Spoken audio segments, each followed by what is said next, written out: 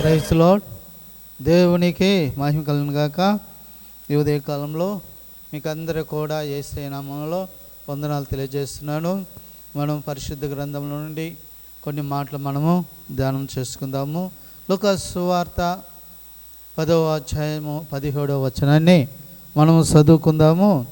ఆ 70 మంది శిష్యులు సంతోషంతో తిరిగి వచ్చి, ప్రభువా, దెయ్యములు కూడా నీ నామమున మాకు లోబడుతుండని చెప్పగా. ప్రేమటులారా, ఈ సమయంలో మనం గమనిస్తున్నట్లయితే ఇక్కడ భూమి మీద యేసు ప్రభు వారు జీవించినట్టే దినాలలో మరి 33.5 సంవత్సరం యేసు ప్రభు వారు జీవించినప్పుడు రోగులను స్వస్థపరిచాడు, దెయ్యాలను వెళ్ళగొట్టాడు, అనేక అద్భుతాలు, కుంటి వారిని నడిపించాడు, గుడ్డి వారికి చూపించాడు. ఎన్నో అద్భుతాలు యేసు ప్రభు వారి భూమి మీద చేశాడు, ఈరోజు కూడా చేస్తున్నాడు. అయితే ప్రేమంటోలారా, ఒకసారి మనం ఆలోచించినట్లయితే ఆయన మరి 70 మంది శిష్యులను ఏర్పాటు చేసుకున్నాడు. తర్వాత 12 మంది శిష్యులను కూడా ఆయన ఏర్పాటు చేసుకున్నాడు. అయితే ప్రేమంటోలారా, ఒకసారి మనం ఆలోచించినట్లయితే ఇక్కడ మరి ఆ 70 మందిని ప్రభువారు ఏం చేశారంటే ఆయన గ్రామంలోనికి మరి అనేక ప్రాంతాలకు పంపిస్తూ, మీరు వెళ్ళి రోగులను స్వస్థపరచండి, దెయ్యాలను కొట్టండి, అద్భుతాలు చేస్తారు మీరు నా నామం అని చెప్పేసి యేసు ప్రభువారు ఆ 70 మంది శిష్యుల్ని ఆశీర్వదించి పంపించినప్పుడు వారు వెళ్ళి యేసు చెప్పినట్టుగానే ఆ గ్రామానికి వెళ్ళి రోగులను స్వస్థపరిచి దెయ్యాలను నిలగొట్టి యేసయ్య నామంలో ఎంతో అద్భుతాలు చేస్తారు. ఆ తర్వాత వారు తిరిగి యేసయ్య దగ్గరికి వచ్చి వాళ్ళు ఎలా వస్తున్నారంటే సంతోషంతో వస్తున్నారు.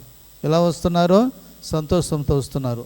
అప్పుడు యేసయ్య దగ్గరికి వచ్చి అంటున్నారు, ప్రభువా, నీ నామమున దెయ్యములలో వెళ్ళగొట్టాము, దెయ్యము కూడా వెళ్ళిపోతున్నాయి, లోబడుతున్నాయని చెప్పాడు. చాలా సంతోషంతో యేసు ప్రభు దగ్గరికి వచ్చారు ఆ శిష్యులు. వచ్చి యేసు ప్రభుతో చెప్తున్నారు. అయితే యేసు ఏం చెప్తున్నాడంటే 20వ వచనం చూసినట్లయితే ఏమంటున్నాడంటే, ఆయనను దెయ్యములలో మీకు లోబడుచున్నవని సంతోషింపక మీ పేర్లు పరలోకంలో రాయబడివని సంతోషించడని వారితో చెప్పాను.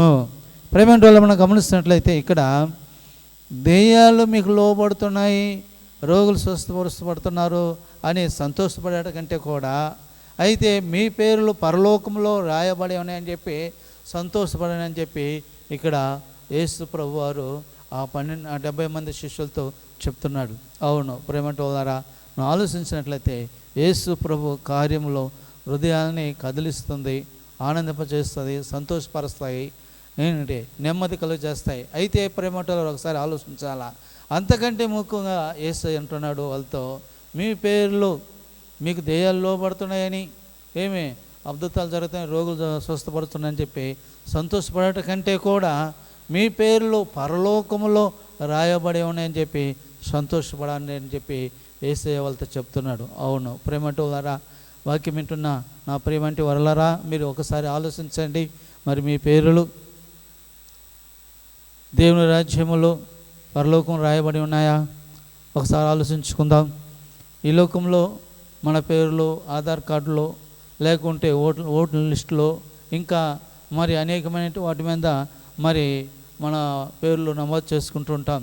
అంతకంటే కూడా మన పేర్లు పరలోకంలో రాయబడి అంటే అది ఎంతో సంతోషం అని చెప్పి యేసు ప్రభు వారు శిష్యులతో చెప్తున్నాడు. మరి నీ పేరు ఎక్కడ రాయబడినది? ఒక్కసారి ఆలోచించుకో. నీ పేర్లు పరలోకంలో రాయబడితే నీకెంతో సంతోషము, ఆనందము అని చెప్పి ఈ ఉదయకాల సమయంలో మనము జ్ఞాపకం చేసుకుంటున్నాం.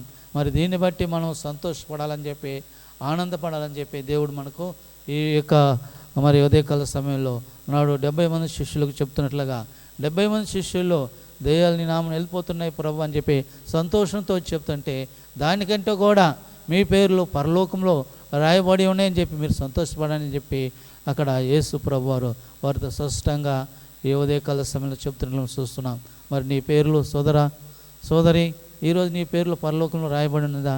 ఒకవేళ లేకపోతే యేసు ప్రభువును నీ నోటితో ఒప్పుకో, నీ హృదయంలో విశ్వసించు, ప్రభువును రక్షకుడిగా అంగీకరించు, నీ పేరు పరలోకంలో రాయబడుతుందని చెప్పి జ్ఞాపకం చేసుకో. ఈరోజు వింటున్న ఈ వర్తమానాన్ని నువ్వు దేవుని యొక్క మాటలో విని సంతోషపడు, ఆనందపడు. ఎందుకంటే నీ పేరు పరలోకంలో రాయబడి ఉందని చెప్పి సంతోషపడు. దాన్ని బట్టి దేవుడిని మహిమపరచుదాం. దేవుడు వాక్యం దేవుడు దీవించును గాక. ప్రార్థన చేసుకుందాం. తల వంచండి, కళ్ళు మూసుకోండి. ప్రేమ నమ్మకమైన తండ్రి, నీకు వందనాలు యేసయ్యా. మరి యొక్క సమయంలో తండ్రి, మా పేర్లు మీరు పరలోకంలో రాయించిన విధానం కొరకై నట్టి మాకు ఇచ్చిన సంతోషాన్ని బట్టి నీకు స్తోత్రాలు చెల్లిస్తూ, మరి సాతాను ప్రతి ఆటంకాలను లయపరచమని యేసు నామమున ప్రార్థిస్తున్నాను తండ్రి. ఆమేన్.